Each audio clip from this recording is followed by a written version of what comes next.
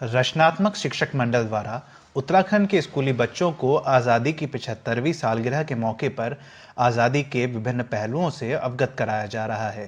28 सितंबर शहीद आज़म भगत सिंह का जन्मदिन है, इसलिए सप्ताह हम लगातार उन पर ही बात कर रहे हैं।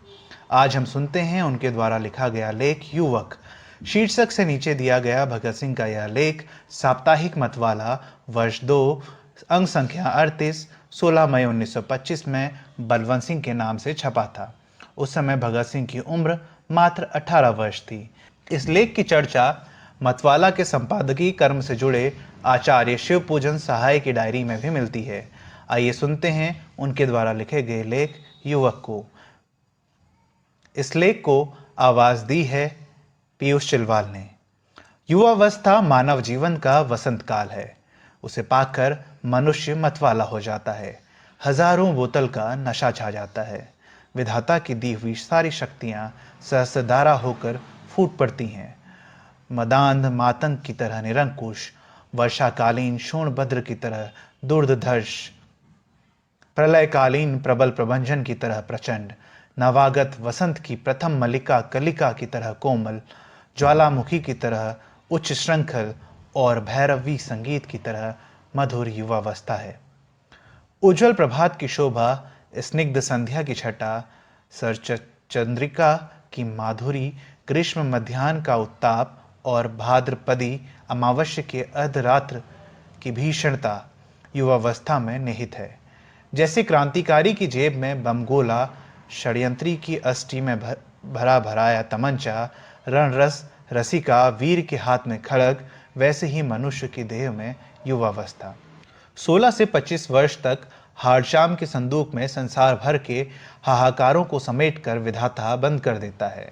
10 बरस तक यह झांझरी नैया मंझधार तूफान में डगमगाती तहती है। युवावस्था देखने में तो सस्य श्यामला वसुंधरा से भी सुंदर है, पर इसके अंदर भूकंप की सी भयंकरता भरी हुई है। इसीलिए युवावस्था में मनुष्य के लिए केवल 2 ही मार्ग हैं। वह चढ़ सकता है उन्नति के सर्वोच्च शिखर पर, वह गिर सकता है अधःपात के अंधेरे खंदक में। चाहे तो त्यागी हो सकता है युवक, चाहे तो विलासी बन सकता है युवक। वह देवता बन सकता है तो पिशाच भी बन सकता है। वही संसार को त्रस्त कर सकता है, वही संसार को अभयदान दे सकता है। संसार में युवक का ही साम्राज्य है। युवक के कीर्तिमान से संसार का इतिहास भरा पड़ा है। युवक ही रणचंडी के ललाट की रेखा है। युवक स्वदेश की यश दुंदुभी का तुमुल निनाद है। युवक ही स्वदेश की विजय वैजयंती का सुदृढ़ दंड है। वह महाभारत के भीष्म पर्व की पहली ललकार के समान विकराल है। प्रथम मिलन के स्फीत चुंबन की तरह सरस है। रावण के अहंकार की तरह निर्भीक है। प्रहलाद के सत्याग्रह की तरह दृढ़ और अटल है। अगर किसी विशाल हृदय की आवश्यकता हो तो युवकों के हृदय टटोलो। अगर किसी आत्मत्यागी वीर की चाह हो तो युवकों से मांगो। रसिकता उसी के बांटे पड़ी है, भावुकता पर उसी का सिक्का है। वह छंद शास्त्र से अनभिज्ञ होने पर भी प्रतिभाशाली कवि है। कवि भी उसी के हृदयारविंद का मधुप है। वह रसों की परिभाषा नहीं जानता, पर वह कविता का सच्चा मर्मज्ञ है। सृष्टि की एक विषम समस्या है युवक। ईश्वरीय रचना कौशल का एक उत्कृष्ट नमूना है युवक। संध्या समय वह नदी के तट पर घंटों बैठा रहता है। क्षितिज की ओर बढ़ते जाने वाले रक्त रश्मि सूर्यदेव को आकृष्ट नेत्रों से देखता रह जाता है। उस पार से आती हुई संगीत लहरी के मंद प्रभाव में तल्लीन हो जाता है। विचित्र है उसका जीवन, अद्भुत है उसका साहस, अमोघ है उसका उत्साह। वह निश्चिंत है, असावधान है।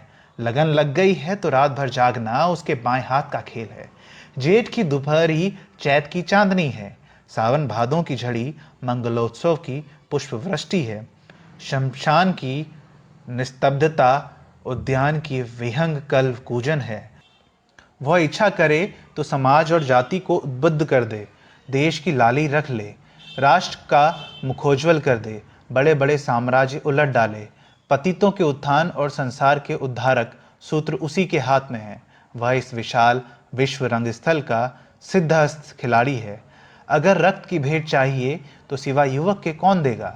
अगर तुम बलिदान चाहते हो तो तुम्हें युवक की ओर देखना पड़ेगा। प्रत्येक जाति के भाग्य विधाता युवक ही तो होते हैं।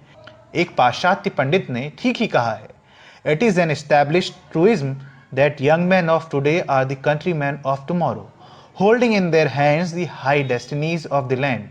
दे are the seeds that spring and bear fruit. भावार्थ यह कि आज के युवक ही कल के भाग्य निर्माता हैं, वे ही भविष्य के सफलता के बीज हैं। संसार के इतिहासों के पन्ने खोल कर देख लो, युवक के रक्त से लिखे हुए अमर संदेश भरे पड़े हैं। संसार की क्रांतियां और परिवर्तनों के वर्णन छांट डालो, उनमें केवल ऐसे युवक ही मिलेंगे जिन्हें बुद्धिमानों ने पागल छोकरे अथवा पथभ्रष्ट कहा है।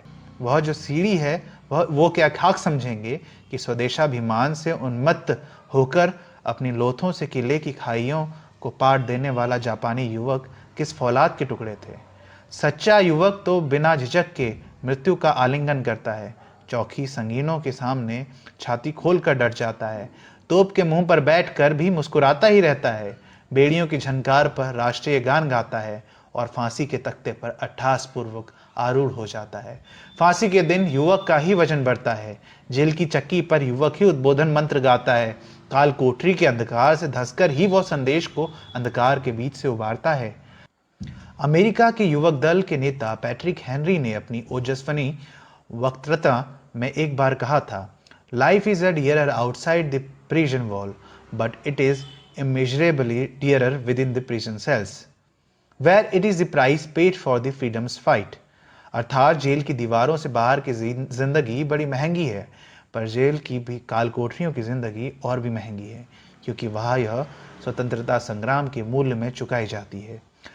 जब ऐसा सजीव नेता है, तभी तो अमेरिका के युवकों में यह ज्वलंत घोषणा करने का साहस भी है, we believe that when a government becomes a destructive of natural right of man, it is the man's duty to destroy that government.